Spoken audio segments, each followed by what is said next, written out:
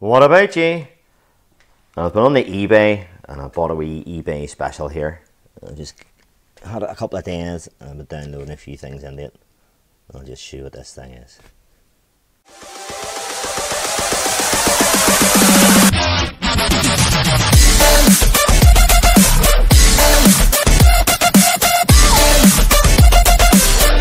So this is a 12-inch tablet, and I've had it a couple of days, as I said, and I just downloaded a few programs on it. Thought it might be useful because this is a tablet with a difference, and I'll show you as the video goes on. So I'm just loading up Pico scope. We've got our wee Pico connected, our wee 2000 series, and we'll let that load up. So this tablet is running Windows 10, and you can see the usual icons there down the bottom.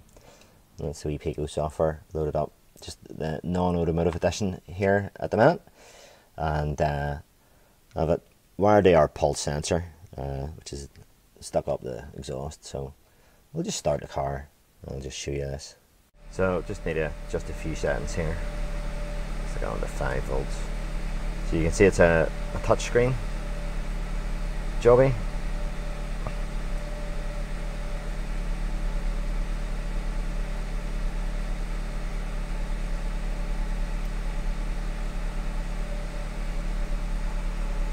There's our pulse sensor waveform, pretty quick. We'll just stick a wee trigger on it, just to calm it down a bit. And we'll move that trigger over a bit. Just a bit there. Give the car a bit of a rev here.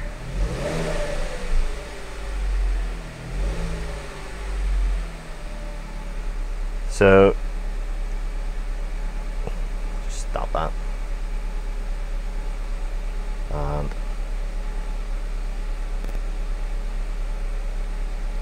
we can zoom in on it there.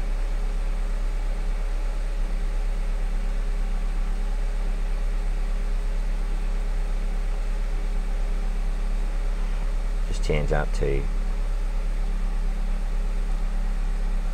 12-bit.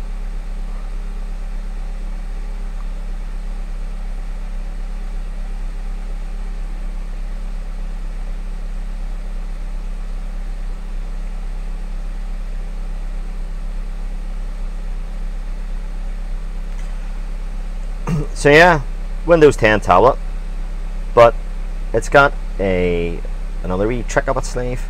I went for this one. This is 12-inch, this thing, and it's got 2 full USB ports on it, which is very rare in a tablet. And that's a USB 3 input there that I have it input there. So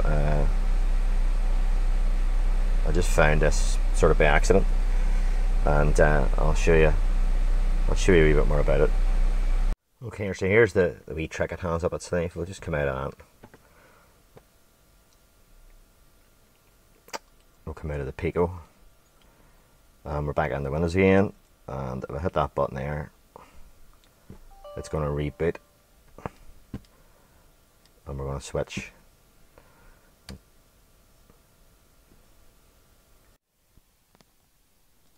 And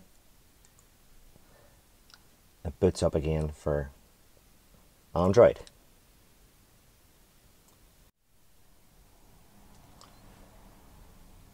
Give it a wee second or two to boot up. There we go. Just about 30 seconds or something like that to boot between the systems. So this tablet has Android and Windows 10 in it, and you need to shut down one, boot the other one up, but you can switch between them. So if I look in there, there's an icon there, switch to Windows. So I've loaded the launch software into this, and there it is. So you can do that on any Android tablet with if you're registered, and you can just download all the stuff. So we'll go into European, and We'll do this Alfa Romeo here. Just turn the ignition on there. Okay.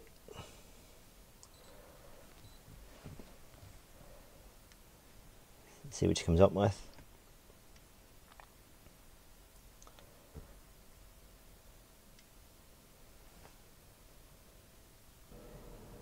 I'll just do a manually select Alfa Romeo. Brr. Do a health report. She has gone away.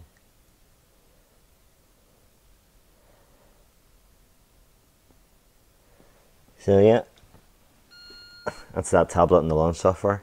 So I'll show you a wee bit more about this tablet. I'm just going to cut the lights for you because it does reflect a lot this screen. This is a cheap tablet and it's got it hasn't got a laminated screen.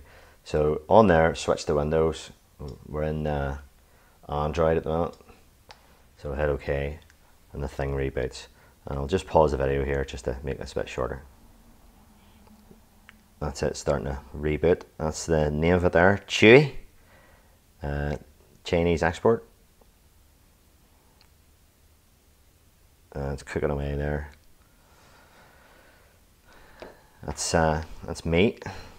So over the last couple of days we've been mucking about with this. Got it second hand, but it came in fact fully factory reset.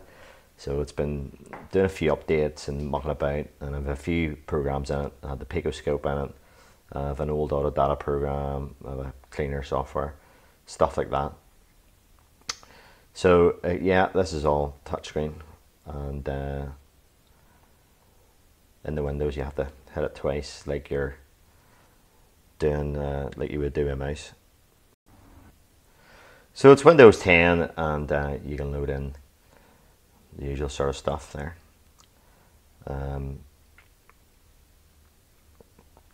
So that's Google, and you bring up the tablet there.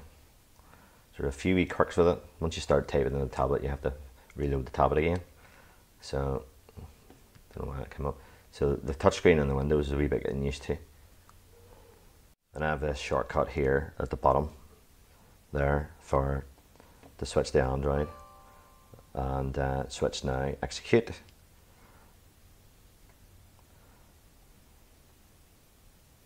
You get that a bit of a dig, don't you? So that's it, restarts and then reboots it up in Android. That's it, starting up again in Android. So this is an old version of Android. It's Android 5.1, but you can't tell the difference, and it's Windows 10. Let's sit back up into Android, and there's a few icons there that I've stuck into it. So there we go. There's our YouTube. Okay. Right, so lights back on again. If you're interested in what this thing is, now I got it in this leather case. It rotates there, as you can see. So it sits up, and I had it in the car like that. So I was holding it like that. So all that stuff comes separately. These things are pretty cheap. I paid less than £200 for this. So, and it came in a leather case. It is second hand, but you can get them for about $250, and that's it there. Chuwi, and it has like a gunmetal back on it, and it's 12-inch.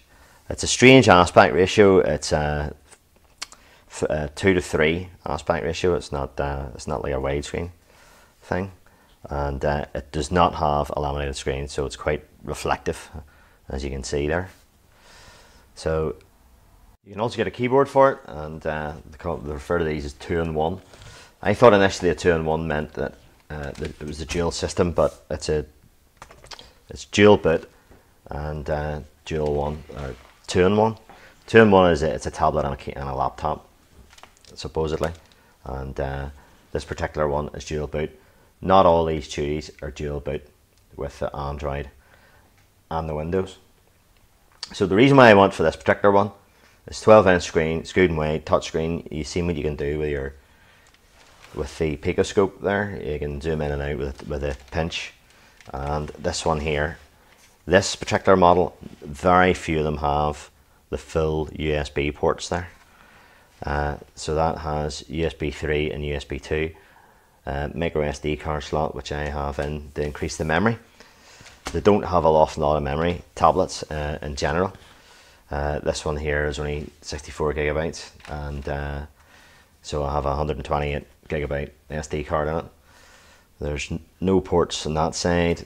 That's where it connects to the keyboard, and we'll have a couple of USBs there, and or the micro USBs, the mini USBs, and the full USB 2 and USB 3 slots. That's the SD card there, and a headphone jack. So I'll just show you how you can select which operating system when you boot it up. Right, so if the thing powered off, and we'll press and hold the on-off button up the top there for a few seconds, and until it comes up like that. And what will appear is you can have Windows or Android, and you toggle between the two, and you've only 10 seconds to do that, but you can switch between them.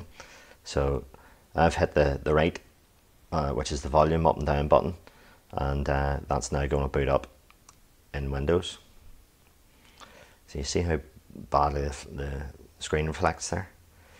It's a bit of a downside. There's one called a Highbook, I think it is, and it has a TFT screen. This is a Surface Pro 3 screen, which I believe is made by Samsung. So it's they're using sort of old parts really, but as I say, these things are dirt cheap. A Surface Pro 3, I think the 5's out now. You're talking £1,000 for something like this, and this I bought for less than 200 with the keyboard and with the leather case. You buy these on a website called GearBest, or Banggood, and you get them directly from China, and you pay for it in US dollars. But I get this on eBay, as I say. So quite happy with it so far, still mucking about with it. This particular one, as I say, has the USBs in it. All of them that I can see don't have that. You would have to have some sort of adapter on it.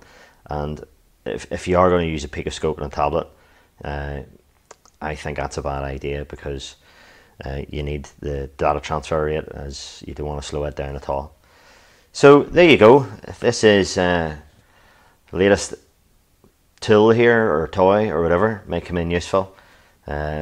Need to put it in that, use that case. You can use that keyboard, but if you drop that, that'll just smash to bits, I think. But I've been looking to see if I can get a tough case or something for it, but there isn't much really in the line of accessories. In the aftermarket of tablets, it's all for Apple products, and the Surface Pro, it's slightly bigger than the Surface Pro 3. So the Surface Pro 3 cases don't actually fit, but you can get this leather case for it, which isn't bad. It's quite good, and it just slides into it there. There's a camera in the back, only 5 megapixels, pretty crap, and 2 megapixel on the front. You need to upgrade the memory if you're going to install anything really into it, by putting an SD card on it. So I have the X431V Plus, which you can download from their website, and you put your registration details in, and you download all the car makes, and there's no problem doing that.